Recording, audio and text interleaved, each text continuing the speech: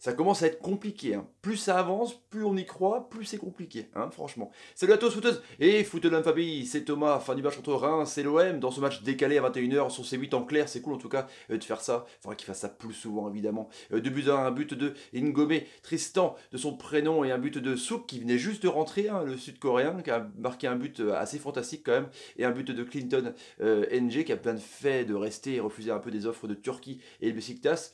Ce qui fait que Marseille est 10e avec 31 points. 10e avec 31 points, à 9 points de Lyon qui joue demain. Hein, c'est quand même compliqué, à 15 points la deuxième place de Lille.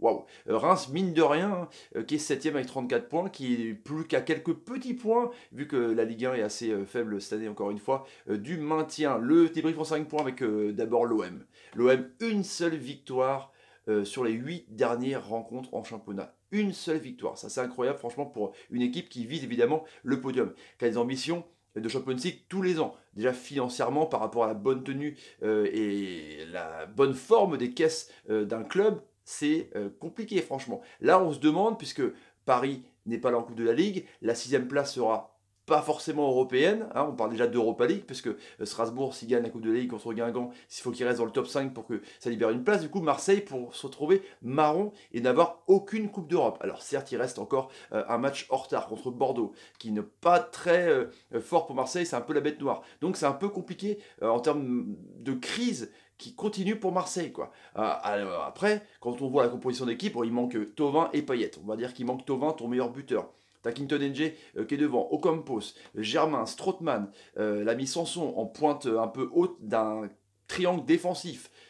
C'est pas mal quand même. Ça, voilà, ça, Bounassar qui est bon, Sakai, bon, il tend qu'ils reviennent quand même, parce que ma vie c'est pas non plus la panacée. Mais on voit que Marseille a quand même une bonne équipe. Pourtant, il n'y a pas de cohérence. Marseille s'est réveillé dans les 10 dernières minutes, voire le dernier quart d'heure, avec vraiment des actions intéressante avec donc ce centre et ce but d'Engie, ça c'est bien, mais ils se sont réveillés à la fin, quoi. On voit une action à la fin où Strootman se retourne à sur des réparations pour essayer d'apporter de l'allant. C'est pas à lui de faire ça. C'est pas à lui de faire ça, sans déconner. Marseille n'y arrive pas. Marseille, il y a vraiment un truc qui cloche de ouf. L'état mental, le coach, les consignes, ça ne fonctionne pas. Marseille est complètement en crise. Et là, on va quand même se poser des questions sur l'Europe ou pas, quoi. Si Marseille finit 8e, c'est dramatique. Dramatique. Le deuxième point pour moi, c'est évidemment Balotelli.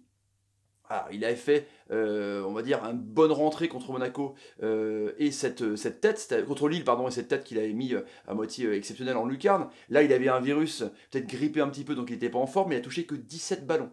Hein, 17 ballons, avec seulement deux petits frappes, dont une détournée où Mendy n'a pas eu trop de mal à l'accompagner en sortie de but, mais c'était quand même pas fantastique, quoi. Il a été sifflé, parce que quand Marseille se déplace, il y a des supporters de Marseille, il s'est fait siffler déjà au bout du deuxième match.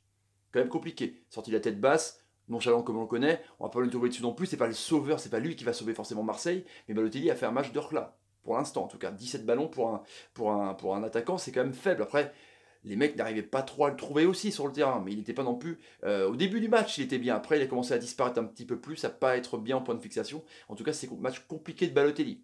Troisième point, c'est Reims. Et ouais, Reims promu quand même. 7ème, 34 points. Je vous dis, à quelques encablures de l'Europe, bon, ça c'est pas du tout l'objectif de David Guillon et des joueurs, j'imagine, mais bientôt, comment dire, établi pour le maintien.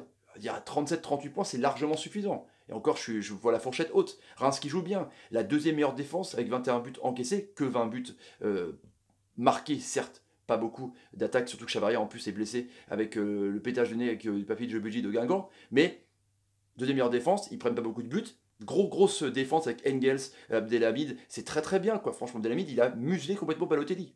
Très bonne défense, avec un milieu de terrain, avec Romao, avec Chavalrin, avec l'ami Cafaro, qui est très très bon, qui a fait la passe D magnifique sur le but de Tristan Ngomé. On parle de la défense marseillaise, mais comment Tristan Ngomé, donc le numéro 10 de cette équipe un peu défensive quand même, ce soir ce poste un peu avancé du milieu de terrain à 3, il se retrouve tout seul, il attend de se retourner, Rolando, Gustavo, Strootman dorment, il attend d'enrouler son ballon en lucarne. Dramatique.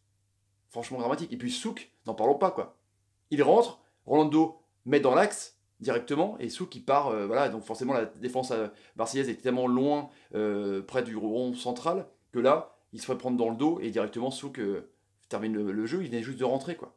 Donc Reims, nickel, franchement, bonne saison. Quatrième point, pour moi, donc c'est vraiment la défense marseillaise qui est catastrophique, franchement, quoi. Orlando, on attendait un peu comme le Messi, parce que c'est lui qui assainissait vraiment le côté sûreté, quoi, tu vois, avec Adil Rami l'année dernière, quoi. Là, le Portugais, l'erreur qu'il fait sur le but de Souk, c'est catastrophique, quoi. L'erreur qu'il fait aussi sur le but de Tristan Ngomé à ne pas avancer, le laisser se retourner. Tu laisses pas retourner un milieu de terrain qui fait 1m20 dans la sorte de réparation, quoi. Tu vas carrément au duel avec lui. C'est dramatique, quoi, sans déconner. C'est dramatique. Franchement, c'est un truc de ouf, quoi. Et là, il relance dans l'axe sur un coéquipier. Du coup, il se fait prendre dans le dos parce qu'il a une charrette quand même. Il est pas tout jeune, il a pas 20 ans. Et il se fait prendre directement voilà, pour rattraper Souk. Après, qu'il n'est pas non plus Usain Bolt. Voilà, défense marseillaise. Gustavo qui était redescendu. Parce que au milieu de terrain, c'est pas non plus ça. Tu te prives de Gustavo. Du coup, au milieu de terrain, tu le fais redescendre. Mais il n'est pas aussi bon que l'an dernier. Il n'est pas aussi bon au milieu de terrain, il n'est pas aussi bon l'an dernier. Gustavo est l'ombre de lui-même. Même si lui, il a fait une bonne frappe et un arrêt de Mendy. Donc franchement, la défense marseillaise, elle est pourrie. Franchement, elle est pourrie, c'est inquiétant. Et le cinquième point, pour moi, c'est Edouard Mendy, le gardien, qui a fait des arrêts de ouf sur la frappe d'Ocampos. Il a fait une claquette de taré. Il a complètement sauvé son équipe. Enfin, franchement, ce que Marseille poussait dans les 10 dernières minutes, c'était incroyable. Il a fait aussi une parade magnifique sur la frappe de Gustavo. Il y a eu aussi, il n'a pas touché, mais le centre-tir hein, de Sanson sur la barre. Voilà, Mendy a vraiment, et puis c'est Marseille qui l'avait relancé à l'époque, en plus c'est une belle histoire quand même, mais Mendy a fait un match de ouf et je trouve que c'est un gardien sous-coté, c'est pas loin d'être un des meilleurs gardiens de Ligue 1. Franchement, il a été énorme et il contribue à cette bonne position parce que la défense est très bonne, Engels et Abdelhamid, mais Mendy ne prend pas beaucoup de buts. Voilà pour le début, les amis. Si vous voulez vous abonner à la chaîne, n'hésitez pas. Tapez sur le regardage, partagez la vidéo sur Facebook, Twitter, Instagram et Snapchat. Bah oui, carrément. Et mettez des pouces quand un coéquipier vous fait une bonne passe. Par exemple, Cafaro, hein, ou l'ami Lopez.